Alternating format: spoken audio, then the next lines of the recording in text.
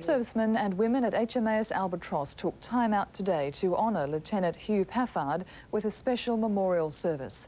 The 33-year-old helicopter pilot and his sister Jaya were killed 10 days ago when their aircraft crashed into power lines on the way to Jaya's wedding in the southwest of the state. Today, Mr Paffard's wife Wendy and his colleagues from Squadron 817 recalled his zest for life and adventure. Having flown helicopters in 3 wars, Mr Paffard was regarded as among the most experienced pilots in Australia. For the second time in a week, Integral Energy employees will walk off the job tomorrow over a pay dispute. Unions say the stoppage could result in power cuts in Sydney, the Illawarra and Blue Mountains. And strike action has shut down an important counselling service in the Shoalhaven indefinitely. 2 counsellors have walked off the job at the Adolescent and Family Counselling Service in Nowra. It helps up to 300 people a year. Anti-loitering signs have been erected throughout Port Kembla's central business district in a bid to rid the streets of crime and improve the suburb's image. If successful, the legislation will be introduced in other known hotspots. From today, anyone found loitering in Port Kembla's central business district faces a fine of up to $550. Anti-loitering signs have been erected throughout the CBD. Police confident the move will curb the high incidence of drug-related crime in the area. I can give instances where people come down here from Sydney or Wollongong, they catch the train to here just to hang around in front of the hotel waiting for drops of illicit drugs. Police say they won't be targeting elderly groups who use the CBD as a social meeting place. It's to do with the people that are actually there and what they're doing at the time. The anti-loitering legislation will be trialled for a period of 6 months. If it proves to be successful, police will consider trialling other crime-prone areas, including Warrawong, Berkeley and Dapto. Port Kembla Chamber of Commerce hopes an image improvement will result in a boost to the suburb's economy. Local businesses and residents welcome in the move. People are actually stating to me that they can feel free to walk up the street now. They feel a lot safer. Stella Laurie, Win News. The National Trust has announced it will establish an office in Wollongong. It will be based in the old courthouse at Belmore Basin, which itself is a heritage building. The region's farmers have been warned they will have to sharpen their business skills to remain viable in the new, leaner, meaner dairy industry. Deregulation sent shockwaves through the dairy industry 8 months ago as farm gate prices for milk fell by 3 cents a litre. Making a profit is now harder than ever, so the Dairy Industry Development Company is running a series of forums across the state showing farmers how to squeeze every last cent out of their operation.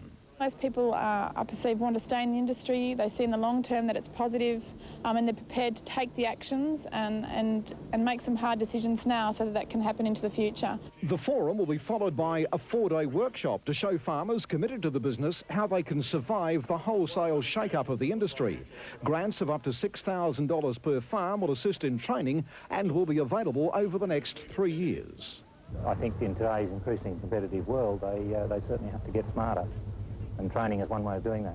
While consumers have been warned that milk prices could rise another 20 cents a litre, down in the dairy, farmers are battling lower returns. Reduced milk prices are certainly not what farmers need in this day and age. Everything else is increasing in price, feed, insurance, you name it, it's all going up, but milk prices are going down. Local farmers have welcomed Victorian moves to deregulate the industry from next year, saying that'll help create a level playing field. But by the same token, have still been warned to brace themselves for short-term pain for long-term gain. Graham French, Win News. On the stock market, BHP was trading at $11.79, down 11 cents. AMP at $18.35 was down 25 cents. Telstra at $8.47, down 3. And the IMB at $5.40 was unchanged. Sport is next with Jeff Phillips and one of the Kirsten brothers on the move, Jeffrey. He is, Mary, after his big haul at the Nationals, and the Dragons get a look at Stadium Australia.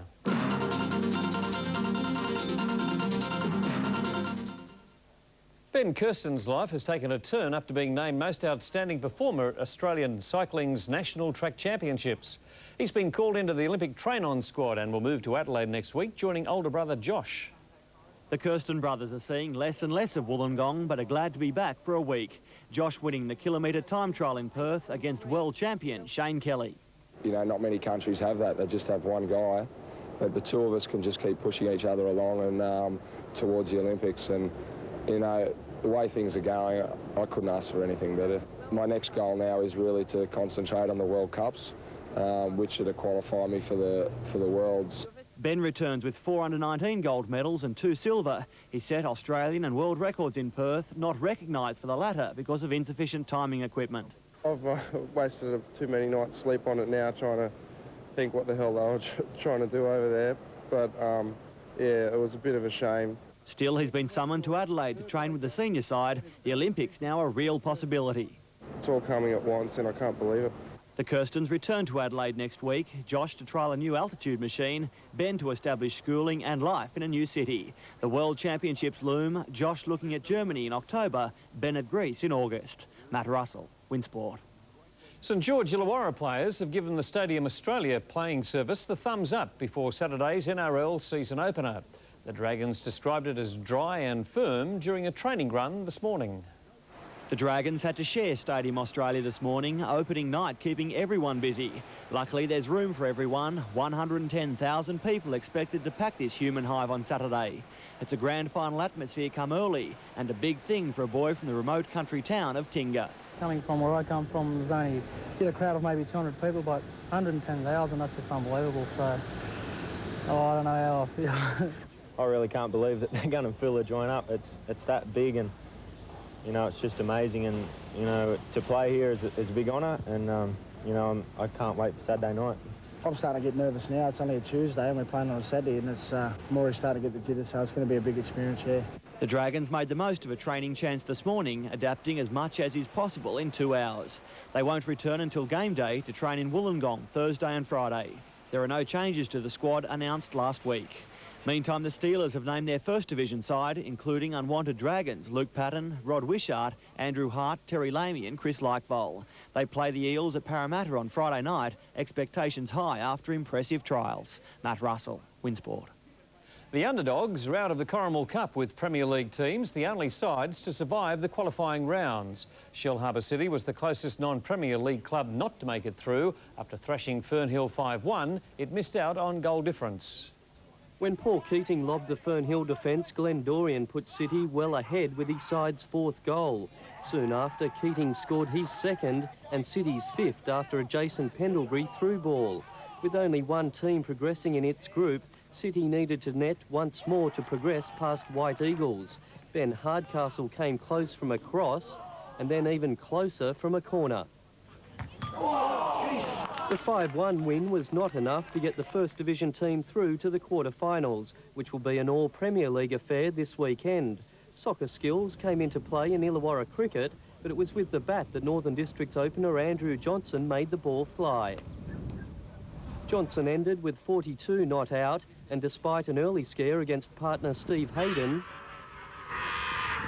the pair guided the Butchers home to a crucial win over Kira. With Dapto losing to Uni, Northern Spirit sits 5th.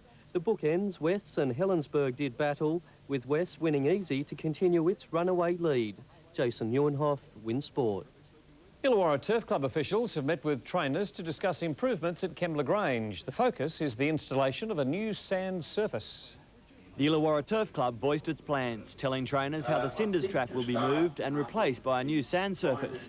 It comes after improvements to the B-grass track and is part of a $1 million upgrade, most of the funds coming from the now disbanded Racecourse Development Fund. We've got a fairly large equestrian estate out the back there, which is probably not fully utilised at the present time. We would like to think that this maintenance and this upgrading will allow that to be fully filled and to increase the number of horses being trained on the premises. The construction will inconvenience present trainers. Today's meeting asking for their cooperation. Just having a sand track, it makes your options so much better. You know, as we've had bad weather here in the last week. With the sand track, they still do fast work on it. I've stayed at Caulfield and Flemington for a while, and their tracks, they can do plenty of work. This could be a really good training area. I mean, it's terrible to see that estate over there. You know, there's more show horses than race horses at the moment. Major works will start a day after the club's 2-year-old classic on March 17. Completion expected 8 weeks later. There are also plans to upgrade the computerised irrigation system, buy new starting stalls, install a service road and light the training area. I believe the club will follow on with further improvement, and I can only just see it improving all the time. Matt Russell, Winsport. And disappointment for Wolves midfielder Paul Reed, who has missed a spot in the Australian under-20 team for next month's World Youth Championship, but he's one of 12 players that they've placed on standby. And for tonight, that is sport, Mary. Thanks, Jeffrey. After the break, weather details with Nathan Wood, then taking time out to relieve office tension.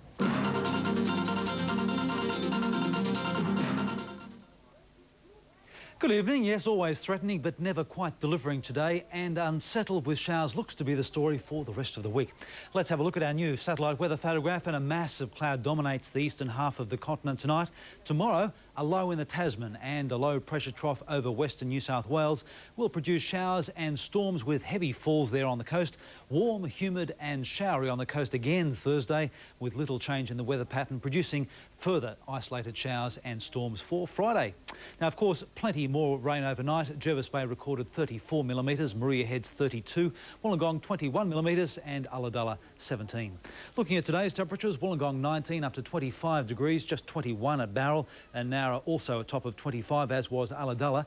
Batemans Bay 19 to 25, Maria Heads 24 after 19 overnight, 25s there for Narooma and Bega, and Merimbula 23. The forecast now for the Illawarra and Highlands, mild to warm and humid with some moderate to heavy showers at times.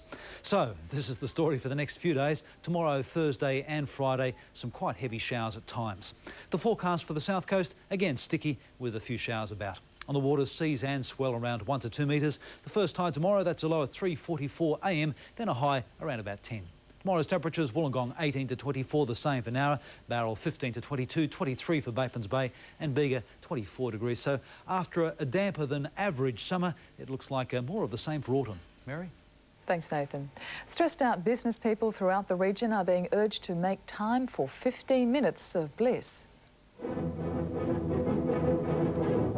You can't sleep, your alarm doesn't go off, the coffee's run out, you've got nothing to wear and you're desperately late for work. Sound familiar? Stress. It means different things to different people.